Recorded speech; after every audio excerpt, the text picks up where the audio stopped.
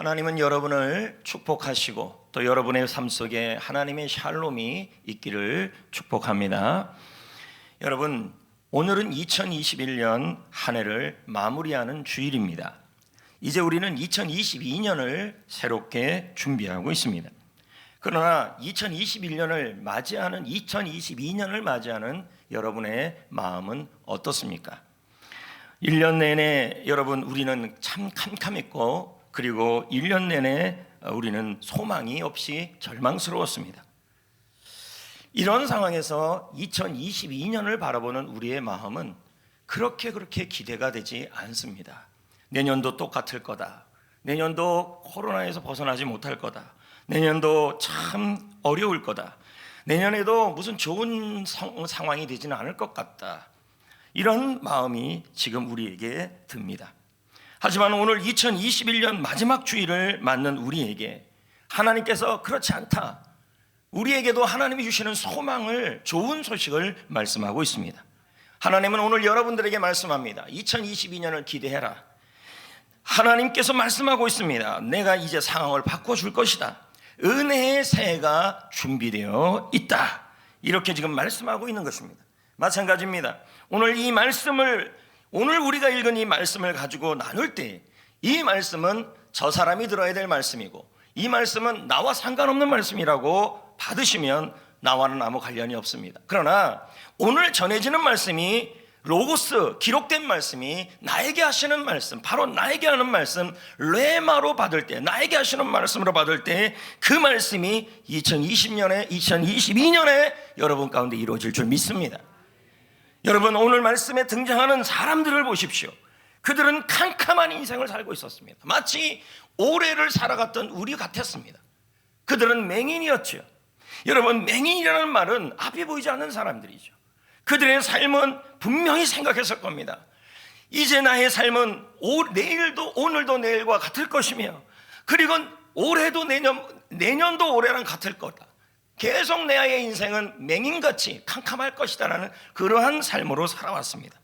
그러나 그들은 예수님이 길을 가는 것을 보시고 예수님을 향하여 소리를 지릅니다. 다윗의 자손이여 나를 불쌍히 여겨 주옵소서. 이게 우리의 심정일 것입니다. 나를 불쌍히 여겨 주옵소서. 그런데 여러분, 이 맹인들의 삶에 놀라운 일이 일어났습니다. 도대체 어떤 일이 일어났을까요? 이 말씀은 한 해를 마무리하고 새해를 준비하는 저와 여러분에게 어떠한 소망을 주실까요?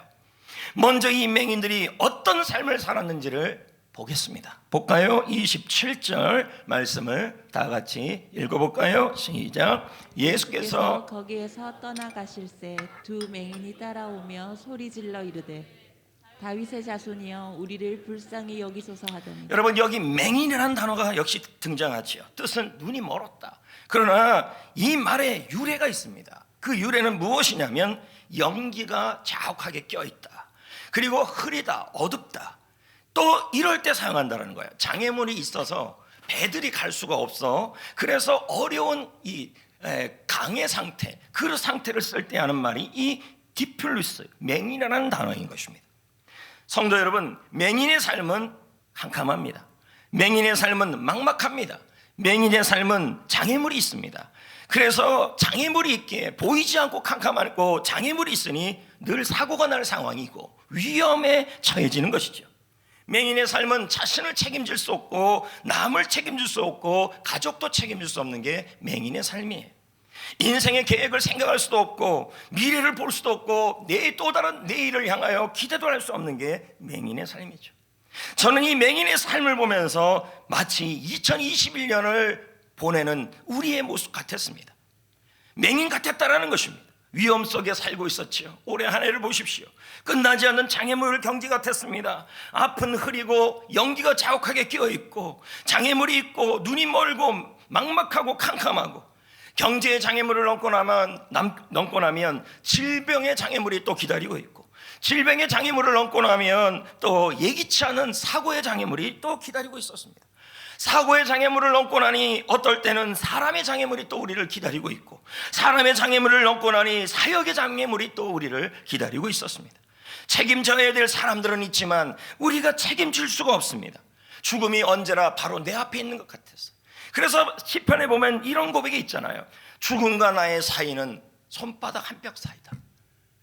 올해 우리의 삶이 이와 같았다는 거죠. 맹인처럼 답답하고 보이지 않고 어둡고 흐리고 이런 상황에서 어떻게 내년을 기대할 수 있겠냐는 거죠. 2020년 자살자 통계치가 나왔습니다.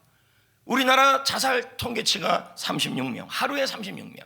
이것은 시간당 1.5명, 퍼센테이지가 점점 올라가고 있는 것입니다. 한 시간에 한 명 이상이, 한 명 반이 죽음을 맞이하고 있다는 거. 여전히 OECD 국가 1위를 달리고 있죠. 그러면서 왜 자살하는지 그 이유를 조사해 봤더니 가장 많은 이유가 바로 정신적 문제였어요. 우울증, 공황장애, 불안증, 심리적 질병, 이런 감정적 컨트롤이 되지 않아 우리가 생명을 끊었다는 거죠. 그 사람들 스스로도 마음이 병이 있지만 스스로 생각하기에 나는 마음의 맹인이라는 거죠. 답답하고 보이지 않고 이 마음을 잡고 싶지만 잡아지지 않는 이 불안한 상황들, 이것이 바로 그들이 자살하는 이유 중에 하나였다는 거죠. 또 두 번째 이유는 경제 생활이었다. 아무래도 살기가 좋아졌다 하지만 코로나19를 겪으면서 우리 자영업자들, 직장인들, 사업하시는 분들 너나 할 것 없이 경제적 타격이 너무 심한 상태에 처해져 있습니다. 교회도 마찬가지입니다. 얼마나 심하겠습니까? 다행히 백군기 시장님이 교회에다가 재난지원금을 준대요. 50만 원. 예. 그래서 조금 나아지면 50만 원 더 준다 그러는데 이번에 단판을 젖혀 가서 목사님들이 교회가 많이 힘들다, 우리가 좀 필요하다. 근데 전국 지자체에서 이렇게 교회 재난지원금을 주는 경우는 흔치 않다는 거예요. 그리고 특례시에서는 100만 원을 준대요. 그럼 우리는 곧 특례시 되잖아요. 할렐루야. 얘기가 다른 데로 샜어요. 그만큼 살기 힘들다고요. 교회도 힘들고. 세 번째 이유는 육체적 질병도 있었습니다. 왜 자살을 했더니 너무 아프니까. 다리가 아프고 몸이 아프고 속이 아프고 머리가 아프고 그리고 소화기 계통이 아프고 이 아픈 것이 해결이 안 되니까 차라리 죽음을 택했다는 것이 대한민국의 현실이었습니다. 목회적 환경은 어떻습니까? 미국 목회자들의 설문조사를 했습니다. 얼마 전에 미국 목회자들이에요. 지난 1년간 목회를 그만둘까 고민한 적이 있습니까? 라는 질문에 38%가 그렇다는 거예요. 그러니까 10명 중에 4명이죠.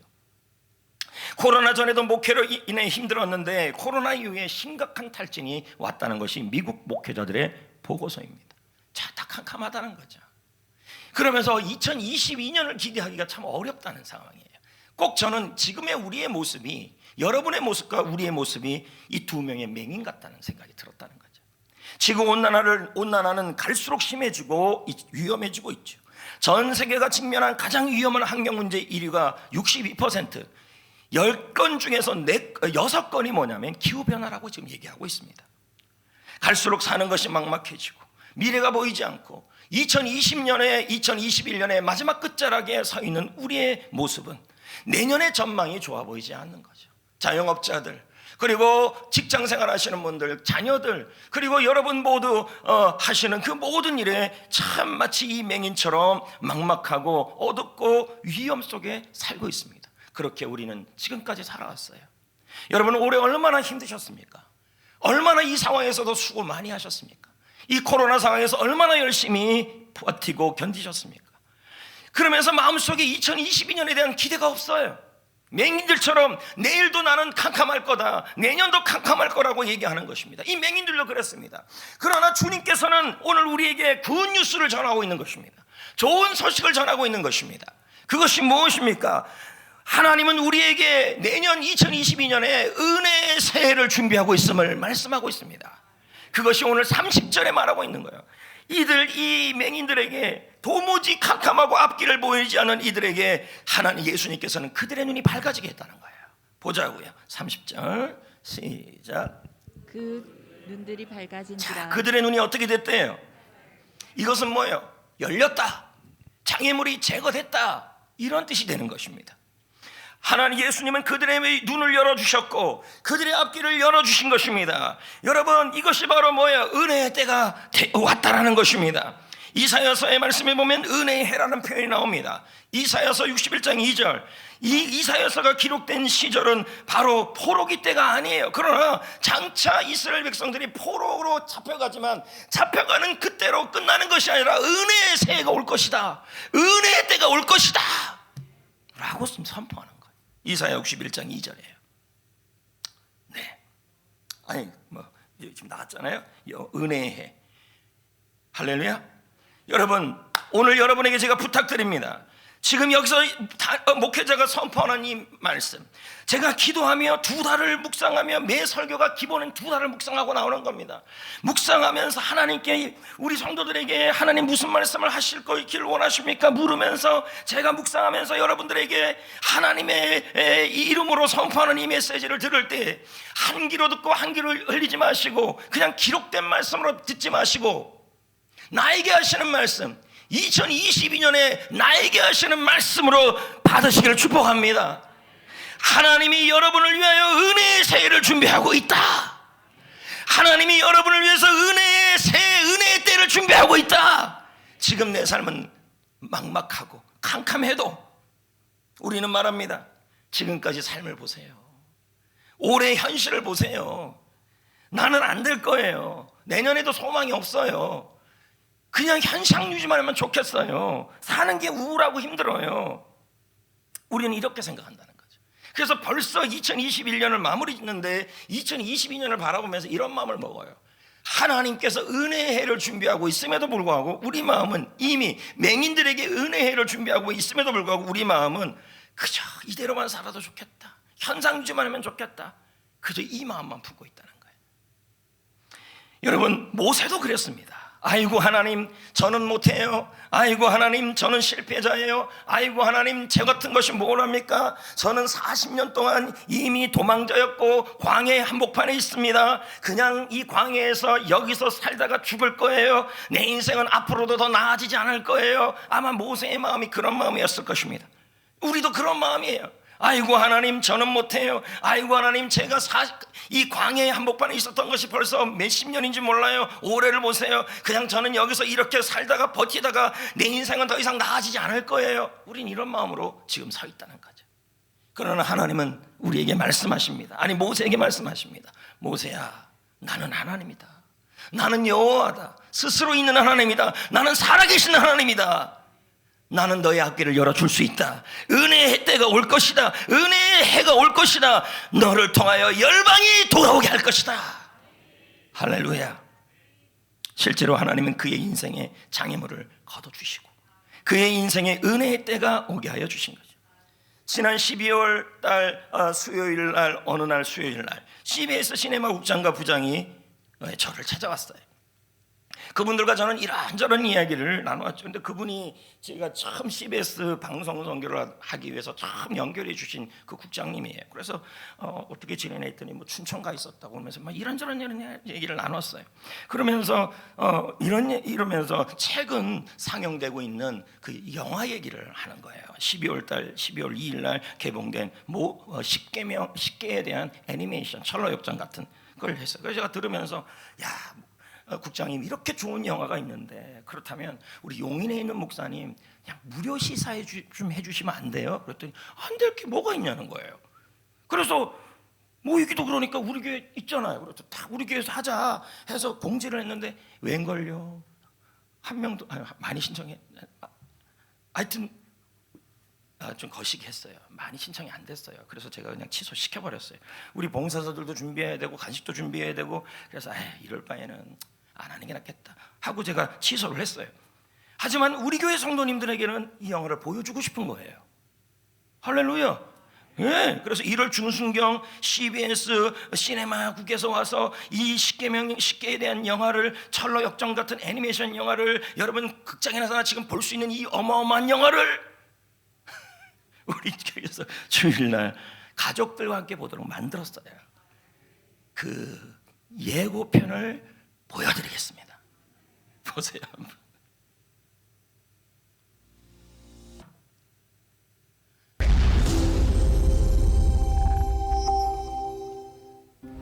모세야, 모세야, 아브라함의 하나님, 이삭의 하나님, 그리고 야곱의 하나님이다. 내가 애굽에 있는 내 백성의 고통을 분명히 보았고 또한 모든 이의 왕자가 될 것이다. 잘 들어라 바로. 여호와 하나님께서 명령하셨다. 네 하나님에게 전해 난 절대 노예를 내보내지 않겠다고. 모세는 지팡이를 들어 애굽 땅의 티끌을 잡고 티끌은 이가 되었다. 그러자 파리떼가 나타났다. 나는 네 하나님 여호와니라. 약속의 땅으로!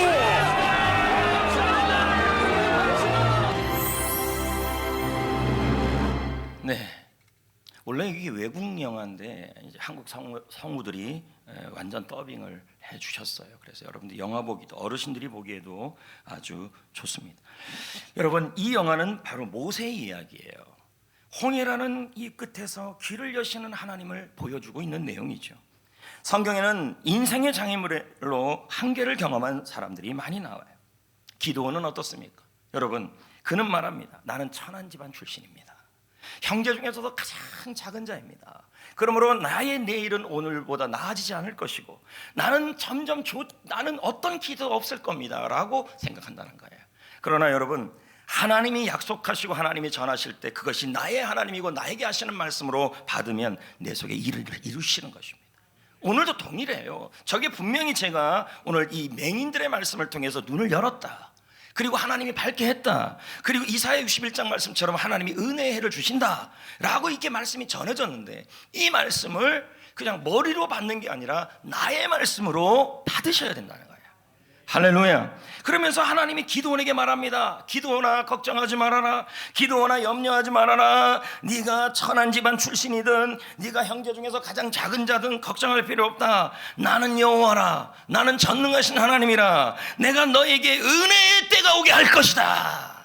할렐루야. 그리고 너를 통해 구원이 일어날 것이다. 여러분, 다윗도 그렇습니다.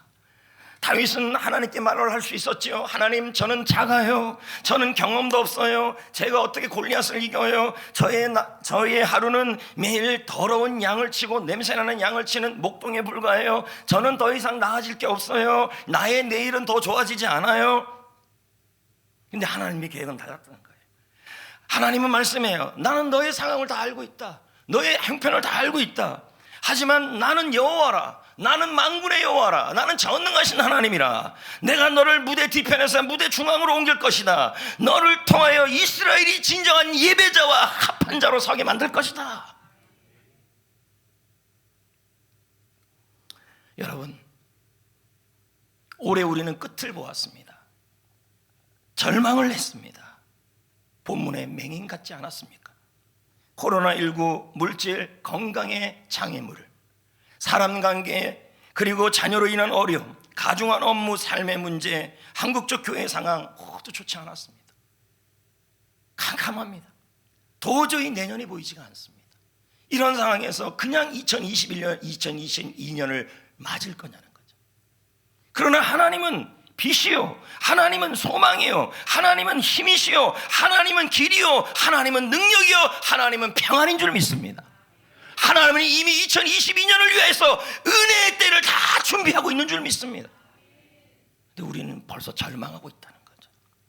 지난주 저는 교회 돌봄 연구소 소장과 알파 코리아 대표님과 연락을 나누었습니다. 그분들과 해피코스 우리 교회 상황과 그리고 제자 훈련 상황 등을 나눴죠. 그분들이 공통적으로 말하는 내용이 있었어요. 그리고 제가 읽은 책들과 이게 일맥상통했습니다. 그것이 무엇이냐면, 현재 대한민국 성도들, 코로나 전이든 지금이든 대한민국 성도들이 자기가 옳고 자기가 편한 교회를 현재 찾고 있다. 그러면서 지금 이런 교인들의 형태를 신유목 교인이라고 표현했어요. 유목 교인은 뭐예요? 정착을 하지 않는다는 거죠. 좀 더 편한 환경, 좀 더 내가 좋은 환경, 자기가 옳은 환경, 그런 환경으로 교회를 찾아 옮기는 그런 신유목교인들이 늘어나고 있다는 거예요. 한 교회에서 그리스도의 남은 고난을 붙들고 생명을 다하여 자기를 희생하며 공동체를 위해 책임을 지는 그러한 신앙이 떨어지고 있다는 얘기예요. 2021년을 위해서 은혜의 때를 다 준비하고 있는 줄 믿습니다. 오히려 뭐해요? 자기의 희생을 잃고 공동체가 주는 자신의 책임을 무시하는 개인주의 신앙이 넘쳐나고 있다는 것이 이분들의 말이고, 책에서 나온 현재 대한민국 교인들을 진단하는 내용이에요. 1200만의 교인이 지금은 900만이 되었죠. 그럼에도 불구하고 목회자들은, 대형교회 목사들이나 기타 등등의 목회자들은 큰 위기감을 느끼지 않아요. 왜요? 자기 교회 성도들은 늘어난대요. 전체적으로는 줄고 있는데 자기 교회 성도들은 늘어난대요. 근데 통계치에 따르면 그 성도들이 다 뭐냐면 신유목교인들이었어요. 정착하지 않은 교인들, 자기의 필요에 따라 내가 편한 교회를 찾아가는 그러한 성도들이 늘어나고 있는 거예요. 그래서 큰 위기를 느끼지 않는다는 게 대형교회 목사들이에요. 그러면서 그런 얘기들을 하시더라는 거예요. 코로나가 일어나고 나서 교회들이 제일 먼저 한 일이 뭐냐면 셀과 구역의 방학이라는 거예요. 아예 그걸 없애버렸다. 안 한다는 거예요. 지금도요. 저는 우리 교회 상황을 설명했어요. 우리 교회는 셀이 모여주고 있습니다. 뭐 기타 등등. 대부분의 교회는 예배 하나만이라도 살리려고 몸부림치고 있는 상황을 설명을 하더라는 거예요. 그런데 성전교회 같이 그분들이 하는 말이에요. 복음의 능력이 나타나는 교회가 많지가 않다. 게스트들과 리더들이 함께 훈련 코스에 바로 연결하는 경우도 많지 않고, 그리고 우리 교회가 오늘 3부에 세례식을 하고 이분들과 함께 학신반 오늘 4시 20분에 시작하는데 29명에서 30명을 지금 시작해요. 쉽지 않은 거죠. 이런 경우들이요. 공통적으로 그 듣고 나서 하는 말이, 성전교회는 코로나 가운데 모델교회다. 제가 매번 느끼는 게 뭐냐면, 제가 우리 교회에 대해서 얘기하면 여러분들이 이렇게 큰 공감을 안 하는 것 같아요. 외부 강사들이 와서 우리 교회를 칭찬하면 오호 할렐루야.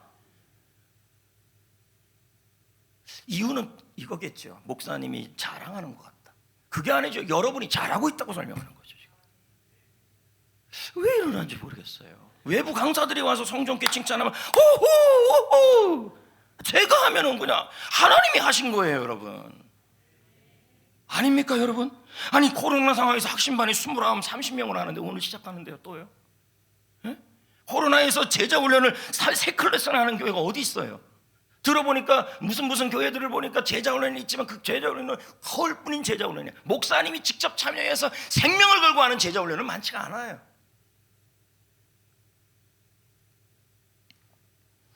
코로나 가운데서도 바른 방향을 잡고 있는 성전교회가 영적으로 살아나는 교회가 될 것이다, 이렇게 얘기하더라는 거예요. 여러분, 저는 이야기를 들을 때 하나님께 감사했어요. 그리고 여러분에게도 감사해요. 올해 우리는 끝을 보고 있습니까? 절망하고 있습니까? 그러나 여러분, 하나님은 여러분에게 말씀합니다. 내가 은혜의 새해를 준비하고 있다. 은혜의 때를 준비하고 있다. 이 말씀을 나에게, 나의 직장에, 나의 자녀들에게, 우리 교회에 하시는 하나님의 나에게 하시는 말씀으로 받으셔야 하는 것입니다. 사르밧 지역에 수많은 가부가 있고 기근 중에 있는데 유일하게 사르밧 가부 한 명이었고, 엘리사 시대에 여러분 수많은 나병 환자로 고통받고 있었는데 고침받은 사람은 나만 한 명이었어요. 지금도 마찬가지죠. 코로나19로 맹인 같은 삶을 살아가는 자영업자와 그리고 직장생활 하시는 그리고 여러분의 인생을 살아가시는 분들은 이렇게 많아요. 많은데도 그 속에서 은혜의 때를 맞는 사람은 그 말씀이 나의 말씀으로 받는 자들이에요. 여러분, 하나님이 은혜의 새해를, 은혜의 때를 준비하시는 분이십니다. 왜 그런지 아십니까? 여호와는 빛이라, 여호와는 피난처라, 여호와는 힘이라, 주님 안에 이 모든 것이 다 있습니다. 여러분, 우리가 지금 이 끝나는 맹인 같은 그 맹인의 그 자리는 맹인의 삶이 끝나는 자리가 아니라 예수님이 그들의 인생을 새롭게 시작하는 자리가 되었어요. 그래서 유영만 교수가 다음과 같은 말을 하잖아요. 읽어볼까요? 시작. 또 다른 시작이다. 그러면서 우리 말에 이런 말이 있어요. 끄트머리라는 말도 끝에 머리라는 뜻이다. 끝에 시작이라는 뜻이다. 그래서 우리는 그러잖아요. 아유, 저 끝에 머리 앉은 사람, 이 말은 너 꼴찌가 아니라는 말. 우리 말은요, 뭐예요? 그 끝에 자리에서 머리가 될 사람, 그 끝에서 시작할 사람, 이 뜻이란 뜻이라. 여러분, 성도에게 끝, 성도에게 무너짐, 맹인에게 끝은 끝나는 자리가 아니라 끄트머리였어요. 하나님이 시작하는 자리, 하나님이 일하시는 자리, 은혜의 때가 오는 자리가 되어온 줄 믿습니다. 오늘에도 마찬가지예요. 이제 새해도 마찬가지. 이제 새해가 시작됩니다. 여러분, 새해 어떤 마음을 먹고 있습니까? 나의 삶이 그동안 너무 오랫동안 캄캄하고 답답하여 희망과 길이 안 보이는 상황 속에 있어 2022년을 맞이하는 우리의 마음이 여전히 절망입니까? 근데 주님은 우리에게 말씀하는 겁니다. 새해는 은혜의 해가 될 것이다. 은혜의 새해가 될 것이다. 하나님이 준비하고 있는 거예요. 이제 우리는 어떻게 해야 할까요? 이 사실을 믿고 새해를 시작해야 돼요. 아멘. 28절을 볼까요? 뭐라고 말씀하시는지 볼까요? 예수께서 집에 들어가심에 맹인들이 그에게 나오거늘 예수께서 이르시되 내가 능히 이 일을 할 줄을 믿느냐? 대답하되 주여 그러하오이니이다. 그 예수님이 지금 맹인들에게 물어요. 눈이 지금 밝아졌어요? 은혜의 때가 왔어요? 아직 안 왔어요. 근데 뭘부터 묻고 있는 거예요? 능히 나 예수가 너에게 눈을 뜨게 하고 장애물을 없애고 캄캄함을 없애고 길을 열어주고 은혜의 때가 오게 하는 예수님을, 그 일을 행하실 줄을 네가 진짜 믿냐예요.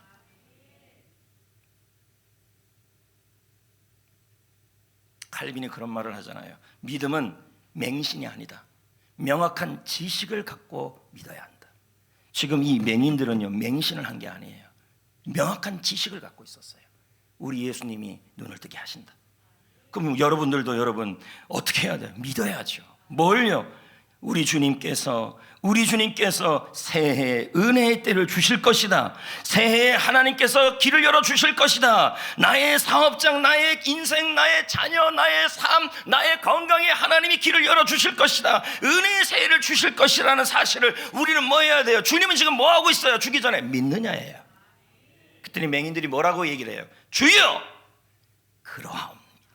주여 그렇게 될 것을 저는 확실히 믿습니다. 오늘 주님이 여러분에게도 묻습니다. 2022년을 시작하고 2021년을 마무리하는 오늘 이 마지막 주일에 주님이 묻고 있습니다. 우리 주님은 이미 다 준비하고 기다리고 있습니다. 나는 길이다. 예수님은 길이다.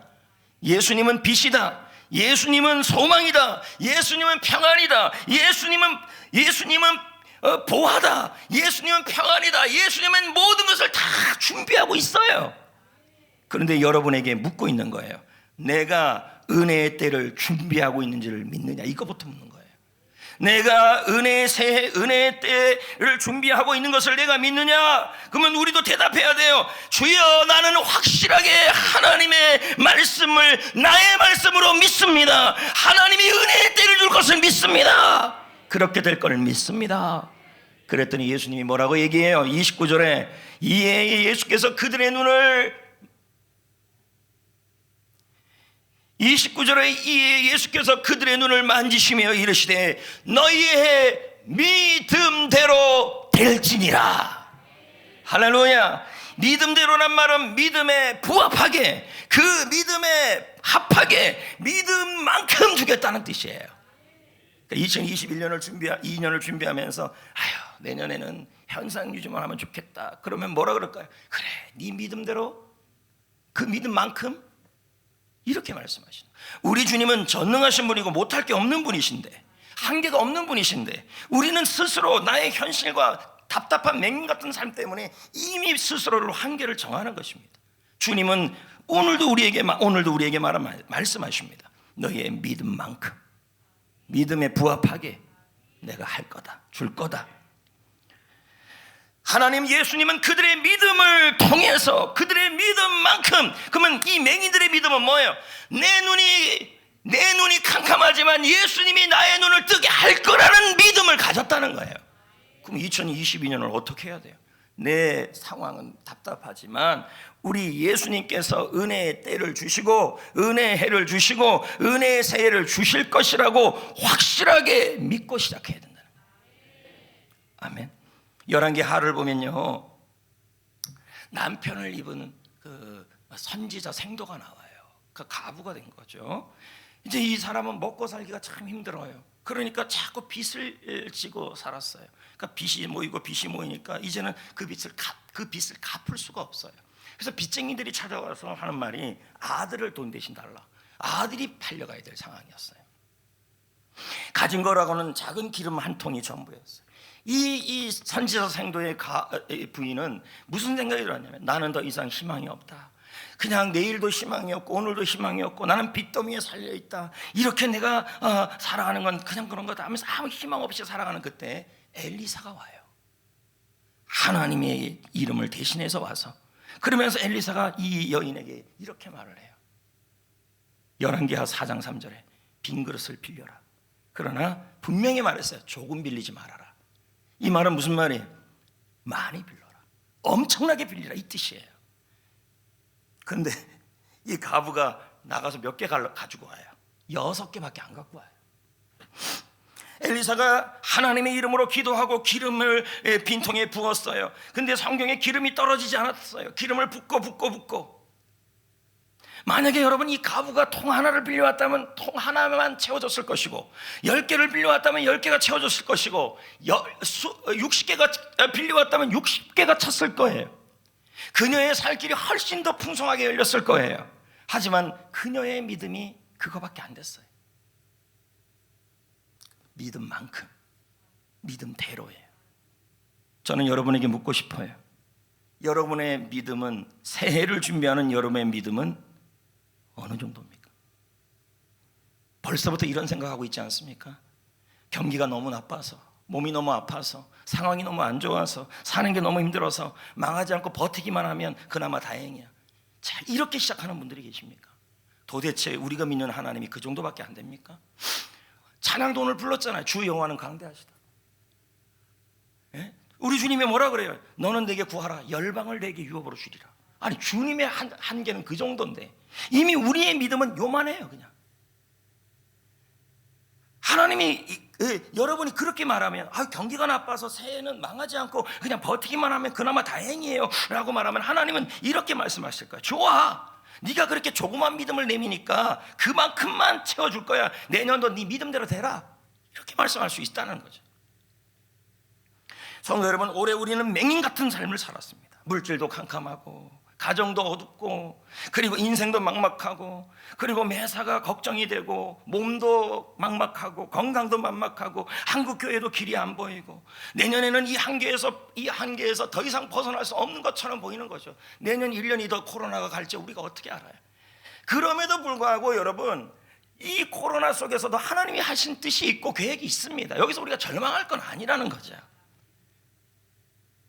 그러면서 우리는 생각해요. 불경기, 질병, 적은 월급으로 나의 스스로의 한계를 요만큼씩 잡고 그러면서 말해요. 워낙 경기가 안 좋아. 내년에도 힘든 한 해가 될 거야. 아무래도 내 병은 낫지 않을 것 같아. 자녀들이 더 속만 안 썩이면 좋겠어. 이 나이에 내가 무슨 결혼이야. 내 나이가 지금 몇 살인데 난 너무 늦었어. 벌써 믿음이에요. 벌써 포기하고 있는 거죠. 봉급이 조금만 오르면 더 바랄 게 없어. 조금만, 벌써 조금이에요. 조금. 경기가 안 좋아지니까 입에 풀칠만이라도 하면 좋겠어. 취직은 무슨 취직이야. 성적은 무슨 성적이야. 전도는 무슨 전도야. 다 어렵겠어. 벌써 여러분의 마음의 믿음이 벌써 다 이만큼밖에 안 된다는 거예요. 그러나 주님은 이미 다 준비하고 있어요. 왜? 주님은 벌써 나는 I am, 나는 빛이다, 나는 길이다, 나는 진리다, 나는 생명이다, 나는 소망이다, 나는 기적이다, 나는 부활이다, 나는 생명이다. 주님은 이미 다 준비하고 있는 거예요. 근데 여러분이 한계를 정하고 있다는 거예요. 주님은 여러분에게 오늘 여러분이 하시는 말씀으로 말씀합니다. 여러분의 인생에, 여러분의 사업장에, 여러분 자신에게, 여러분 가정에게 말합니다. 내년은 은혜의 새해가 될 것이다. 인생의 방향을 바꾸어 줄 것이다. 복된 한 해가 될 것이다. 문제는 너의 믿음이다. 죄송합니다. 아니 기침도 크게 나오네요. 문제는 여러분의 믿음이다. 믿음만큼, 믿음대로. 우리 하나님은 어떤 분이신데요? 고린도후서 9장 8절에 하나님이 능히 모든 은혜를 너에게 넘치게 하신다. 은혜의 해가 넘다는 거예요. 은혜의 때가 넘친다는 거예요. 이는 너희로 왜 그렇게 은혜의 해를 주신다는 거예요? 모든 일에 항상 넉넉하게 하여 모든 착한 일을 넘치게 하려 함이라. 할렐루야. 그러니까 하나님의 은혜의 세를 여러분에게 내년에 가정이든 일터에도 주는 것은 그걸 통해서 뭐 하라는 거예요? 섬기라고, 영혼을 위해 쓰라고. 하나님은 은혜의 세를 준비하고 있습니다. 그러므로 이 사실을 확고하게 믿음으로 세를 준비해야 돼요. 적게 빌리지 말고 많이 빌리세요. 그릇을, 믿음의 그릇을. 경기가 나쁘긴 하지만 여전히 하나님은 나의 왕이시다. 하나님이 이미 도약을 준비하고 있다. 하나님은 내년에도 최고의 해가 되게 할 거다. 이 말씀을 들으면서요, 뭐라냐면 이 말씀이 나의 말씀으로 믿으셔야 돼요. 할렐루야. 그게 바로 신앙인이에요. 그러면서 새 소원 카드에다가 뭐 해야 돼요? 하나님 앞에 믿음으로 소원 카드를 쓰셔야 되는 거예요. 주님이 뭐라 그럽니까? 시편 81편 10절에 내 입을 넓게 열라 내가 채우리라. 아멘. 내 입을 넓게 열라 내가 채우리라. 아멘. 지금 예수님은 말씀합니다. 은혜의 새해가 여러분에게, 너에게, 너의 가정에게, 우리 성전교회 여러분 자신에게 준비되고 있음을 네가 확실하게 믿느냐? 우리는 고백해야 돼요. 예! 주님이 나에게, 내 자녀에게, 내 인생에, 내 가정에, 나의 삶 속에 은혜의 때를 준비하고 있음을 믿습니다. 새해에는 몸이 좋아질 겁니다. 새해에는 새로운 수준으로 도약할 것을 믿습니다. 그래서 하나님 열방이 나를 통해 돌아오기를 원합니다. 믿음대로 되게 하실 겁니다. 지난 한 해를 돌아보면서 하나님이 막막한 가운데서도 길을 열어주셨죠. 올해 성전교회 사역은 우리 말 그대로 믿음으로 한 거예요. 믿음으로. 기도 중에 다음 세대를 위해 뭔가 해야 할 것 같았어요. 제가요. 아이들이 교회에 오는 것이 행복하게 하고 싶었어요. 그래서 실내 놀이터를 했으면 좋겠다고 시작한 것이 처음에는 저 정도까지가 아니었어요. 무슨 잔디는 무슨 잔디예요. 그냥 뭐. 근데 자꾸 기도하니까 하나님이 아이디어를 주시고, 그리고 우리 하나님이 부자잖아요. 우리 하나님이 세상의 통치자잖아요. 그 하나님을 믿고 제가 믿음으로 함께 기도하고, 그래 잔디도 깔아보자, 그래 놀이공간도 만들어보자, 우리 그러면서 여기까지 왔잖아요. 그게 지금 눈으로 보이는 거 아니에요? 예? 그리고 여러분, 시내 트럼폴린도 마찬가지 아니에요? 아이들에게 이 공간을 만들어주고 싶은 마음이 우리가 얼마나 컸어요. 처음에는 우리가 그런 마음 있잖아요. 저 교회에 있는 어린이날 쓰던 트럼폴린 쓰겠다 했더니 들어보니 그거 바람에 날아간다.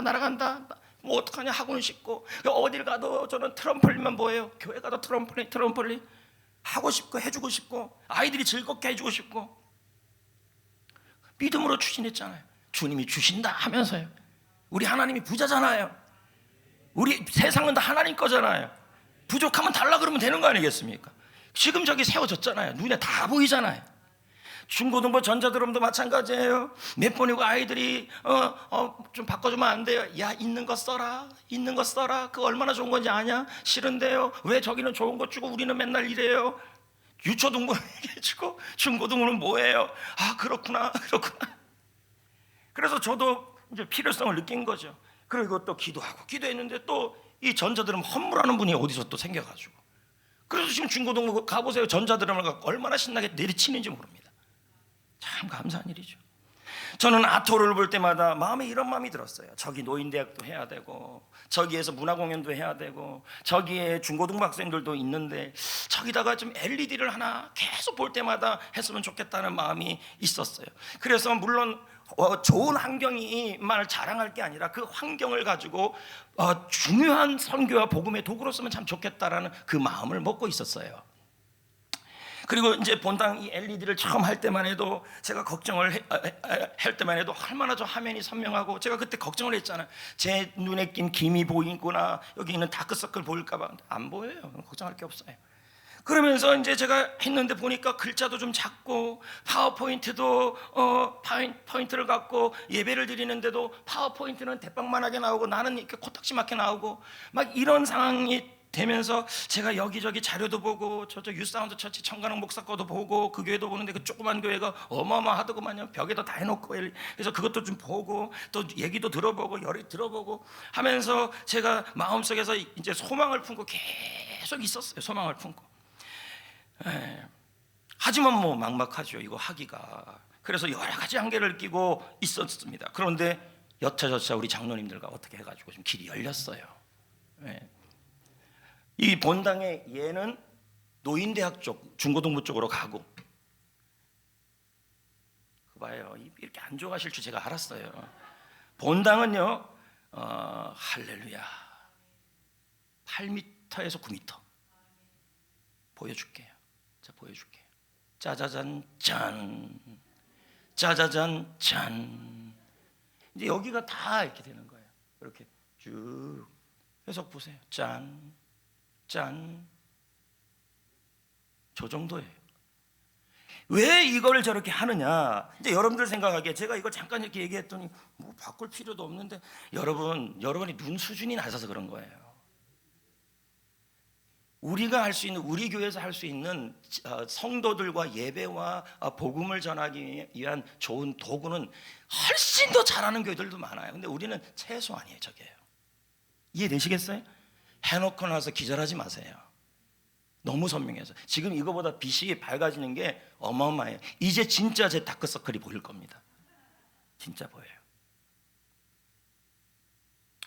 여러분, 한계는 언제나 있습니다. 그러나 하나님은 한계가 없죠. 하나님이 새로운 역사를 펼칠 수 있도록 믿음의 크기를 키워야 합니다. 저는 교회의 일, 복음 사역을 감당하면서 이 사실을 많이 깨달아요. 못한다, 없다 할 경우에는 안 되더라고요. 우리 교회는 없어요. 우리 교회는 부족해요. 또 어떤 성도들은 나는 못해요, 안 해요 할 때는 여지없이 안 돼요. 왜? 믿음만큼이에요. 그런데 하나님은 한계가 없어요. 하나님은 은혜의 때를 준비하고 있어요. 믿으면 열릴 거예요. 이렇게 말할 때 항상 되더라고요. 그래서 성도들이나 다른 교회 목사님들이 저한테 이런 얘기를 많이 해요. 권 목사님은 꿈을 꾸면 되더라. 소원을 품으면 되더라는 거예요. 정말 그렇게 되더라는 거예요. 저는 이때 느끼는 게 뭐냐면 하나님이 하셨다, 하나님이 하신다, 그래서 하나님께 감사한다, 이 뜻이죠. 저는 믿음의 한계, 우리 성도들은 믿음의 한계를 정하지 않았을 뿐이죠. 저는 이 찬양을 부르고 싶습니다. 이 산지를 내게 주소서. 이 산지란 말은 하나님 우리에게 은혜의 세를 주시옵소서. 이 산지가 은혜의 세를 의미하죠. 적들도 있고 견고한 성읍이 있어도 주님을 신뢰함으로 나아가보자는 거죠. 불러보겠습니다. 같이.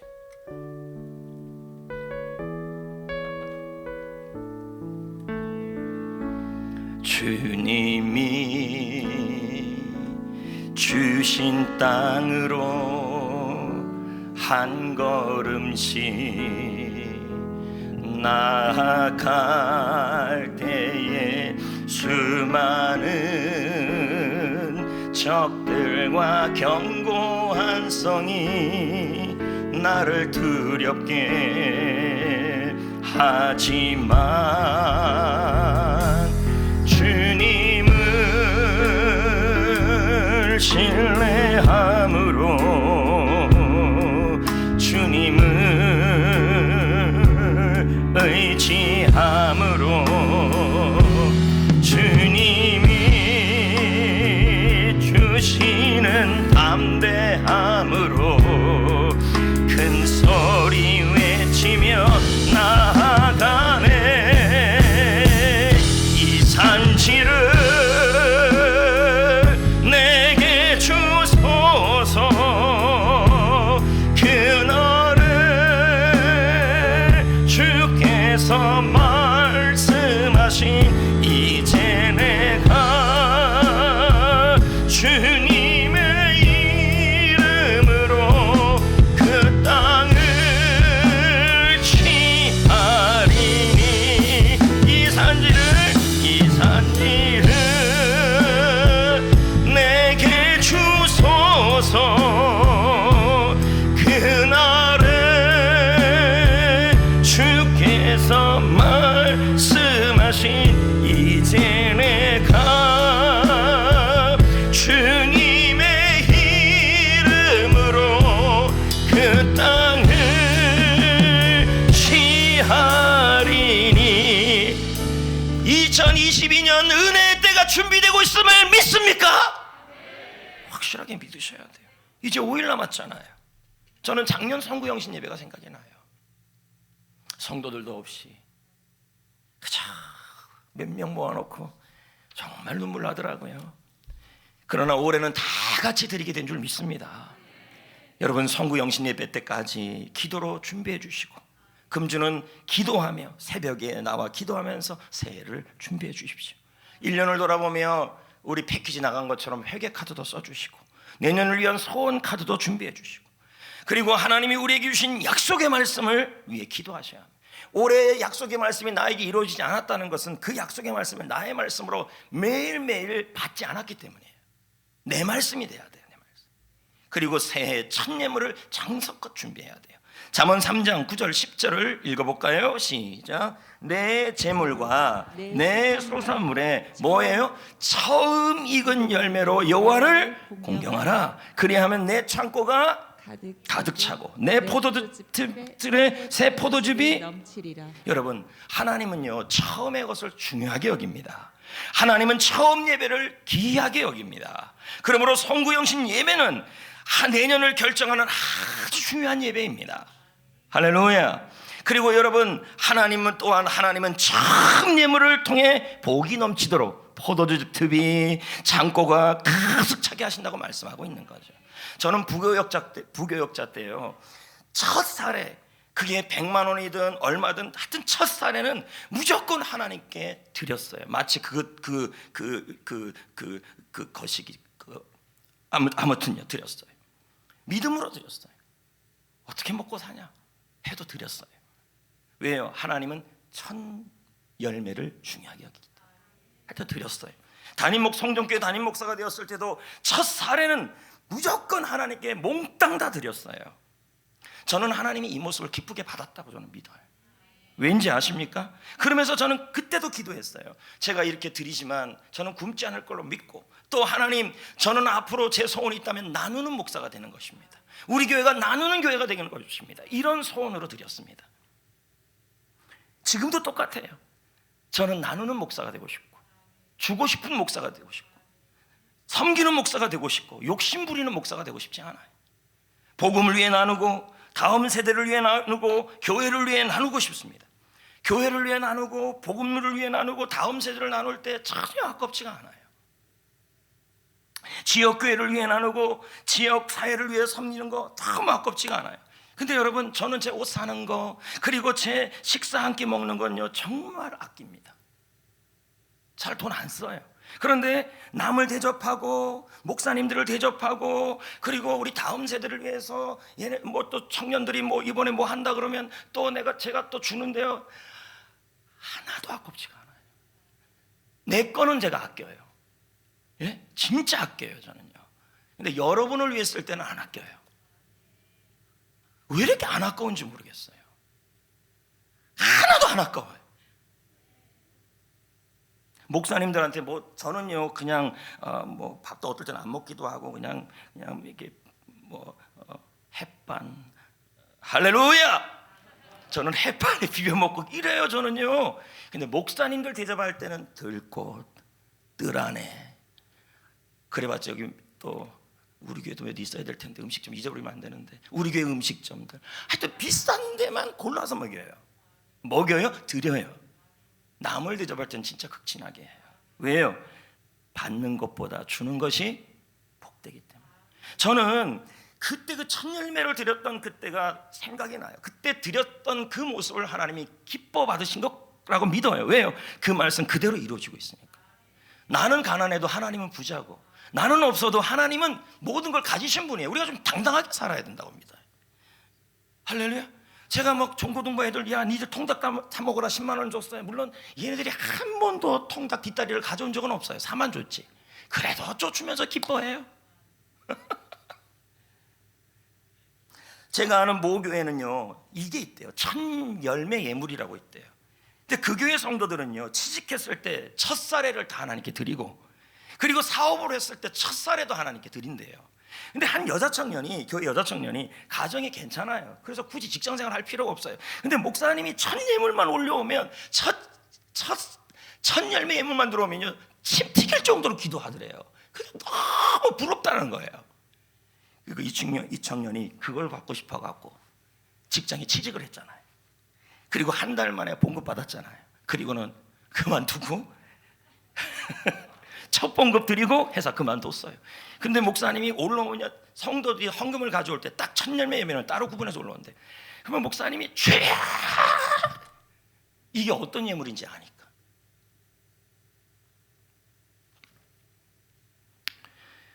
여러분, 하나님은 처음 드리는 열매를 기이 여겨요.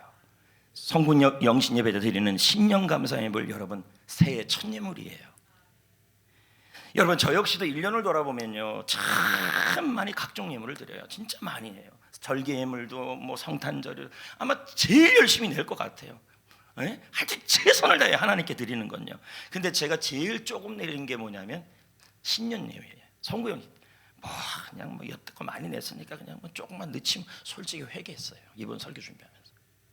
어느 목사님은요, 나는 그 목사님 못 따라가겠어요. 어느 목사님은요 매해 첫째 1월달 사례금은 무조건 하나님께 다 드린대요. 네, 그 말 듣고 한 번 드린 것도 없는데 어떻게 매년 저러냐. 아니, 하여튼 멀리서 들은 얘기예요. 이것만은 없어요. 그래서 저도 이제 이번에 이거 들으면서 그 생각이 드는 거예요. 그러면 이번에 드릴 때 신년에 드리는 성구영신 예배 첫 예물을 내가 믿음으로 드리자. 최선을 다해. 그렇다고 내가 한 달 살에 다 드리는 거 아니에요, 여러분. 그러니까 최선을 다해 한번 드려보자. 그리고 내가 드려야 하나님 앞에서 우리 성도들이 넘칠 거다, 사고 넘칠 거다. 그 마음이 제가 들더라고요. 제 마음속에. 여러분 이번에 첫 예배를 드립시다. 첫 예배를 드립시다. 그리고 첫 물질을 하나님께 믿음을 다해서 한번 드려봅시다. 그래서 하나님 앞에 최고의 예배를 드려봅시다. 할렐루야, 할렐루야. 여러분 그 아까도 말했듯이 그 가부를 보십시오. 가부가 그릇이 많고 크게 드렸다면, 믿음대로 드렸다면 얼마나 많은 걸 받았겠습니까? 노력을 더했다면. 저 역시도 마찬가지라는 거죠. 그렇게 한번 드려보겠다. 저는 우리 교회 청년들 속에서도 어느 교회 청년부를 보니까요, 그 청년들이 담임 목사님이 개척교회 목사님들 모시고 세미나를 하는데 한 20명이 왔어요. 근데 그 청년들 한 명 한 명이 어른들이 아니라, 우리 교회는 어른들이 많이 하죠. 청년들 좀 하는데 청년 한 명 한 명이 목사님들 구두를 하나씩 다 사줬어요. 난 너무 부럽더라고요. 복 좀 받아요. 청년들 한 명 한 명이 개척교회 목사님들이 세미나를 와서 목사님이 나도 세미나를 할 수 있죠 하는데 그 목사님들 한 분 한 분의 구두를 다 티켓을 준비하더라는 거예요. 청년들이. 그거는 할렐루야. 네. 저는 우리 청년들 중에서도 첫 열매를 드리는 날이 왔으면 좋겠어요. 그 믿음으로 하는 거예요. 얼마나 축복하시겠습니까? 이제 말씀을 맺겠습니다. 이제 우리는 한 해를 마무리하는 시점에 왔어요. 맹인처럼 캄캄하고 앞도 보이지 않아요. 그렇다고 여러분 나약하게 새해를 맞지 맙시다. 왜냐하면 하나님은 은혜의 새해를 준비하시는 분이십니다. 주님은 우리에게 묻습니다. 은혜의 새해가 준비하고 있음을 내가 믿느냐? 할렐루야. 그러면 주님이 말씀하십니다. 내 믿음대로 될지어다. 그러므로 믿음으로 새해를 시작하기를 축복합니다. 함께 우리 잠깐 기도합시다. 은혜의 새해를 준비하기를 원합니다. 믿음을 더하여 주시옵소서. 그리고 성구영신 예배의 첫 시간을 놓치지 않게 하여 주옵소서. 내년에는 하나님 기대하게 하여 주옵소서.